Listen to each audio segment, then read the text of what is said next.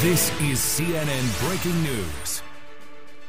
Breaking news, CNN has learned President Biden has privately acknowledged a series of critical tests are ahead in the next stretch of days. Those tests essential to determining whether he can stay in the race for the White House. The dam is breaking. The walls are closing in. The train is running off the tracks. It's the nightmare scenario. Joe Biden is finished. And, well, let's just say she's ready. That is an actual non-manipulated picture of the current state of our country, or at least of the executive branch of our government. That's where we are. And the latest comes from the New York Times. It broke just about an hour and a half ago, where apparently Joe Biden is privately telling his advisors and confidants that he is going through the decision-making process right now as to whether he will continue. This is CNN Breaking News. Breaking news, CNN has learned President Biden has privately acknowledged a series of critical tests are ahead in the next stretch of days. Those tests essential to determining whether he can stay in the race for the White House. CNN White House correspondent MJ Lee joining us now. MJ, what more are you learning? Erica, what I'm learning, and this is according to an ally of the president's who spoke with the president directly yesterday, is that the president has privately acknowledged that the next stretch of days are going to be so critical to the question of whether he can save his reelection campaign. The president, made clear to this ally in this conversation yesterday that he understands what circumstances would prompt him to basically accept it's just not working. This person who spoke to the president telling me that he sees the moment, he is clear-eyed, and they said that the president is very clear on the series of potential events that could come in the coming days that would prompt him again to accept that what he's trying to do to turn the narrative, turn his campaign around, isn't working. This person said, quote, the polls are plummeting, the fundraising is drying up, and the interviews are going badly. He's not oblivious. This is, of course, the person paraphrasing the conversation that they had with the president yesterday. As you know, this is a really significant window into how the president is going to be handling the next important stretch for his campaign.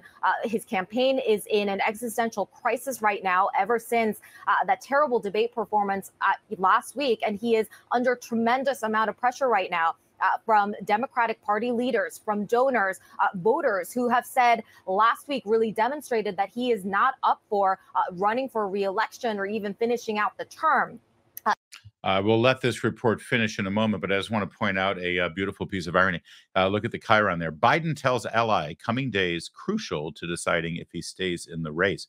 Imagine being Joe Biden and having a small handful of close confidants, allies that you would share something that personal and that private with, and knowing that one of them immediately ran to the New York Times and CNN to tell them.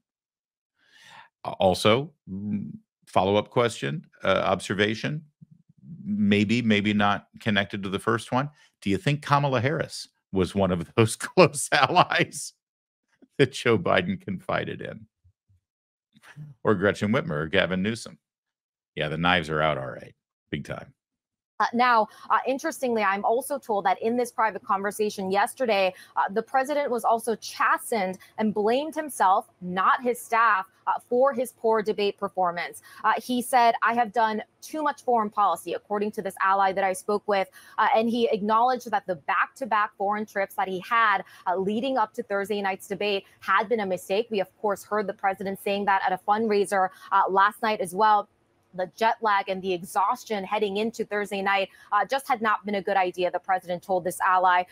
Of course, all of this is just so crucial. And again, just a really important insight into how the president is trying to fix the situation that may or may not be able to be fixed. And I think the White House is denying the New York Times' reporting that the president is acknowledging that he may not be able to salvage his campaign. I mean, the reporting that we have right here goes right up to the line. If the president is telling an ally in a private conversation that he knows what it will look like if his attempt to save his campaign isn't working. There is a bit of a suggestion there that he knows that there is, of course, a scenario where he isn't able to save his bid for a second term. So again, a private conversation that gives us some new insight into how the president is trying to handle the next couple of days and the coming weeks.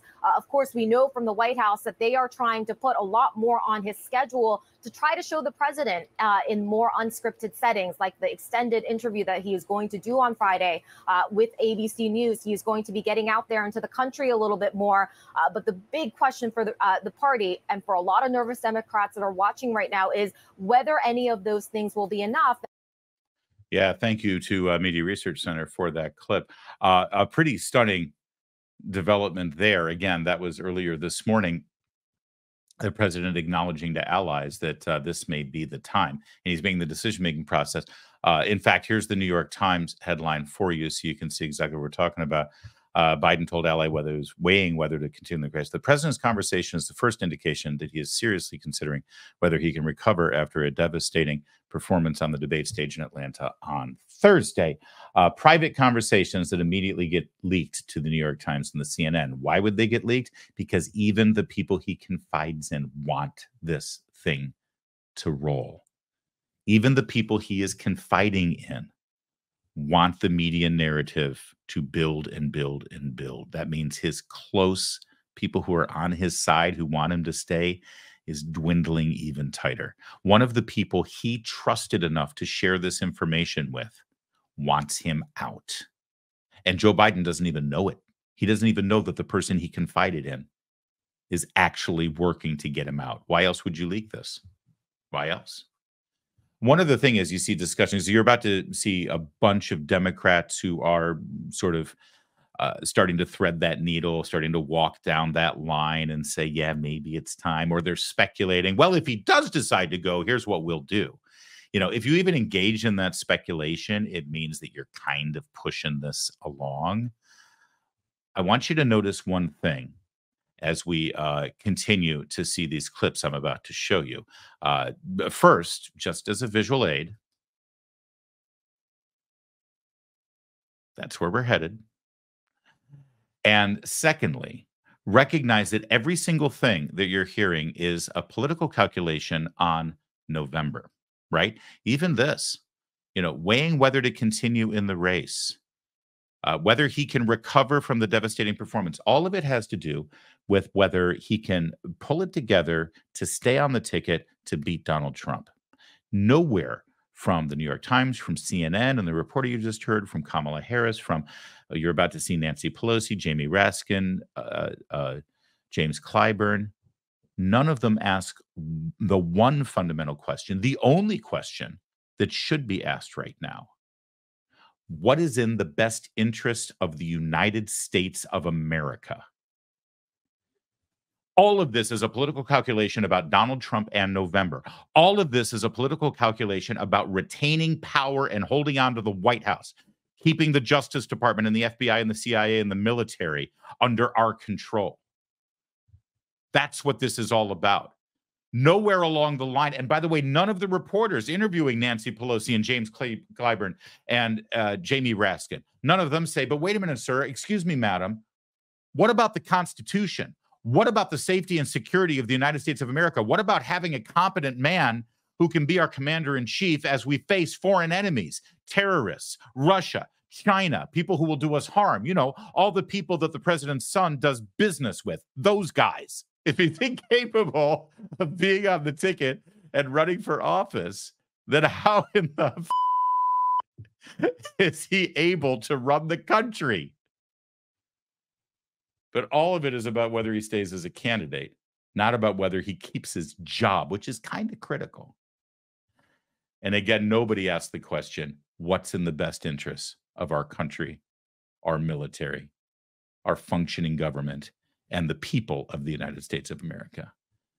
Why don't they ask that question? Well, because it doesn't occur to them. You're an afterthought. You're a means to an end. So the first Democrat to to step out was Representative Lloyd Doggett of Texas, Democrat, Austin, Texas, to be exact. So it's not the same thing as being a Texan. He called on the president to withdraw from the race, quoting, "Having devoted his life to public service, President Biden has achieved much for our country at home and abroad, stepping up to lead a nation in crisis. President Biden," yeah, blah, blah, blah, blah, blah, blah, blah, blah. Moving on. I represent the heart of a congressional district once represented by Lyndon Johnson. Under very different circumstances, he made the painful decision to withdraw. President Biden should do the same. While much of his work has been transformational, he pledged to be transitional. He has the opportunity to encourage a new generation of leaders from whom a nominee can be chosen to unite our country through an open democratic process. Wait a second. An open democratic process. You know the process, right? The process, if it's not this one as the obvious successor, then the process is we go to Chicago, and for a week, a few hundred, maybe a couple thousand people get together in a smoky room and they decide who's going to run for president, which is how they used to do it in the old days, which is fine if you want that party power to be able to make those decisions. But please don't tell me that it's a, how did he put it? Open democratic process. I mean, that's absolute bull. It's not an open democratic process. You know what an open democratic process is? The voters in a primary go and vote for the candidates, and the winner becomes the nominee. That's what the Democrats just did. The winner was Joe Biden. Oh, but that was fixed. They didn't have any debates. They didn't even allow RFK to be on the ballot. They didn't even allow New Hampshire to go first. They discounted. Yeah, you're right. It was fixed. That's what Democrats do. Thanks for figuring it out. Nancy Pelosi. Nancy Pelosi asked about her colleague, the Democrat here, Congressman Doggett, and about whether other Democrats are starting to crack. So we have all these things that he was masterful in helping to orchestrate, to write, and to pass. So he has a vision, he has knowledge, he has judgment, he has a strategic thinking, and the rest. He has a bad night. Now, again, I think it's a legitimate question to say, is this an episode or is this a condition? So all right. Listen, Nancy Pelosi is still trying to lay it out there about all the great things Joe Biden has, but she opens the door a little crack. It is legitimate to ask whether it's an episode or a condition. But all those things he has judgment, he has experience, he has mashed potato for brains. And we all know it and we all see it, and we've seen it for years. And Nancy Pelosi's leadership here and inspiration fell on deaf ears, and some of them were deaf ears, including the ears of Congresswoman Marie Gluesenkamp-Perez. She's a Democrat, and she has bailed on Biden as well. Last month's debate, which, as we all know, did not go well for him. Do you think the president should remain in the race, or should he step down? Yeah, about 50 million Americans tuned in and watched that debate. I was one of them for about 5 very painful minutes. And we all saw what we saw. You can't undo that. And, you know, the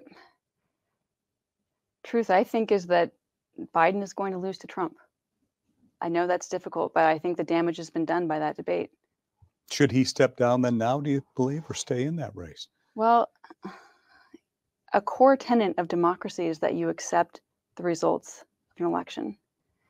And the reality is primary voting has already happened to a degree that Biden is the nominee. That's a ringing endorsement. She only watched for 5 minutes, by the way. Oh, honey, you should have kept watching. It got way worse. And understand, did you see what I was telling you? This is all about, what do you think of the president's situation? What do you think his capabilities are? What should happen? And the answer is, I think he's going to lose to Donald Trump. How about the men and women in our military who are in harm's way that he can command to go into battle? Don't they deserve something better? That is important, but it's not as important as beating Donald Trump. James Clyburn, you could argue, probably one of the most influential politicians in the Democrat Party to get Joe Biden the nomination when he needed it most. He had lost Iowa, he had lost New Hampshire, but James Clyburn delivered South Carolina for Joe Biden.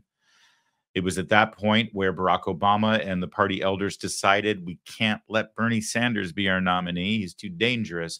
So we're going to have to coalesce around Joe Biden. He's the only one who can beat Donald Trump. As someone in the room during that meeting said, but what about Pete Buttigieg? He could win. At that point, Barack Obama turned and said, shut up, Pete. So they coalesced around Joe Biden because of James Clyburn delivering South Carolina, and Congressman Clyburn had one demand. We give you the White House. You have to pick a black woman as your running mate. It's exactly what happened. You may not remember, it was 4 years ago, but check the record. That's what happened. That's how we ended up with Kamala Harris. Joe Biden pledged to nominate a black woman as vice president. Not a qualified person, not a smart person even. Nope, just a black woman. And, well, that's what we got. So where does James Clyburn stand? Congressman, how would you feel if there is a decision for him to step down, if he decides that, and he has to decide that? Or if the party pressures him to do that, how would you feel if they worked around and tried to go around Kamala Harris because of her lack of high poll numbers and popularity and broadly based? Do you think it's hers to have if it is not his? I will support her if he were to step aside. But I want to support her going forward at some time in the future. I want this ticket to continue to be Biden-Harris. And then we'll see what happens after the next election. Yeah, but you can't unring that bell, pal.